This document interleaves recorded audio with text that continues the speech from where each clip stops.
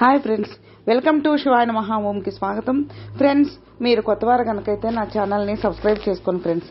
నేను పెట్టిన ప్రతి వీడియో మీకు నోటిఫికేషన్ వస్తుంది. అలాగే పక్కనున్న బెల్ ఐకాన్ నొక్కి లైక్ చేసుకోండి ఫ్రెండ్స్. ఇక మన వీడియోలోకి వెళ్దాం. శ్రావణ మాసంలో మాంసాహారం ఎందుకు తినకూడదు? సైంటిఫిక్ రీజన్ ఏమైనా ఉందా?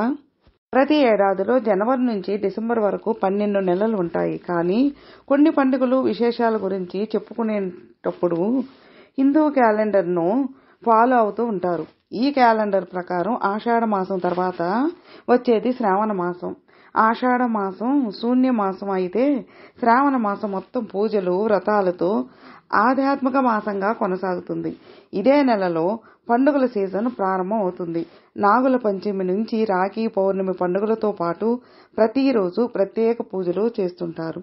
ఈ సందర్భంగా శ్రావణ మాసంలో ఉపవాసాలు నిష్టలతో గడపాలని అంటారు. కొందరు ఈ నెల మొత్తం మాంసం ముట్టకుండా ఉంటారు. వీలైతే ప్రతిరోజు ఉపవాసం ఉంటూ దీక్షలు చేపడతారు. మహిళలు మంగళగౌరి వ్రతం చేస్తారు. వరలక్ష్మి వ్రతం నోము చేసుకుంటారు. ప్రతి సోమవారం నుంచి శనివారం వరకు ఆధ్యాత్మిక వాతావరణంలో మునుగుతారు. ఇలా చేయడం వల్ల దైవానుగ్రహం ఉంటుందని చెబుతారు. అయితే శ్రావణ మాసంలో మాంసం ముట్టకుండా ఉండడానికి ఆధ్యాత్మిక కారణమే కాకుండా సైంటిఫిక్ రీజన్ కూడా ఉందని కొందరు శాస్త్రవేత్తలు సైతం నిరూపించారు. పూర్వకాలంలో ఈ సమయంలో మాంసం తినకుండా ఇలా ఉపవాసాలతో ఉంటే ఆరోగ్యంతో పాటు మనసు ప్రశాంతంగా ఉంటుందని చెప్పారు.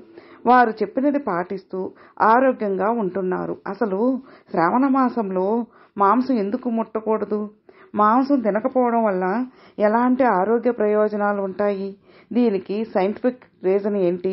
ఆ వివరాల్లోకి వెళ్తే, ప్రతి సంవత్సరం శ్రావణ మాసం జూలై లేదా ఆగస్టులో ప్రారంభం అవుతుంది. జూన్ నుంచి వర్షాలు ప్రారంభం అవుతాయి. దీంతో వాతావరణం చల్లగా ఉంటుంది.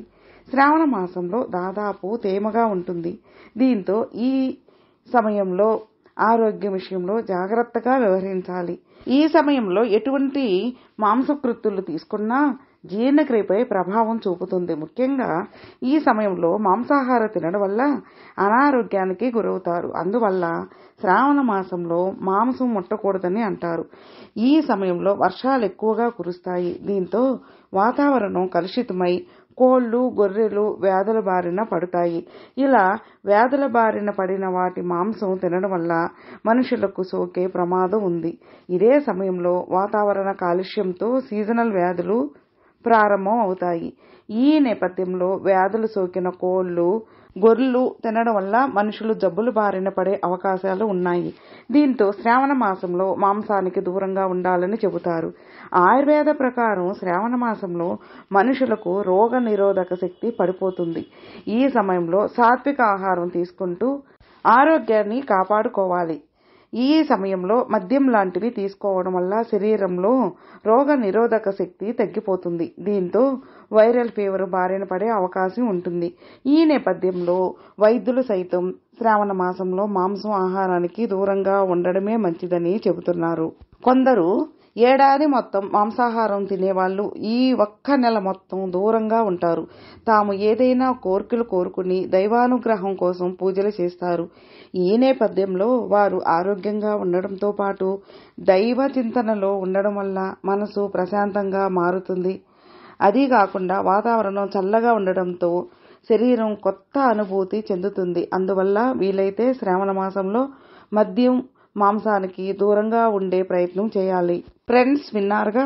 ఫ్రెండ్స్, మీకు ఈ వీడియో నచ్చితే లైక్ చేయండి, మీ ఫ్రెండ్స్కి షేర్ చేయండి. సబ్స్క్రైబ్ చేసుకున్నట్లయితే ప్లీజ్ సబ్స్క్రైబ్ చేసుకోండి. నేను పెట్టిన ప్రతి వీడియో మీకు నోటిఫికేషన్ వస్తుంది. అలాగే మీ అభిప్రాయాన్ని కామెంట్లో మెసేజ్ చేయండి. ఓం నమః శివాయ నమః.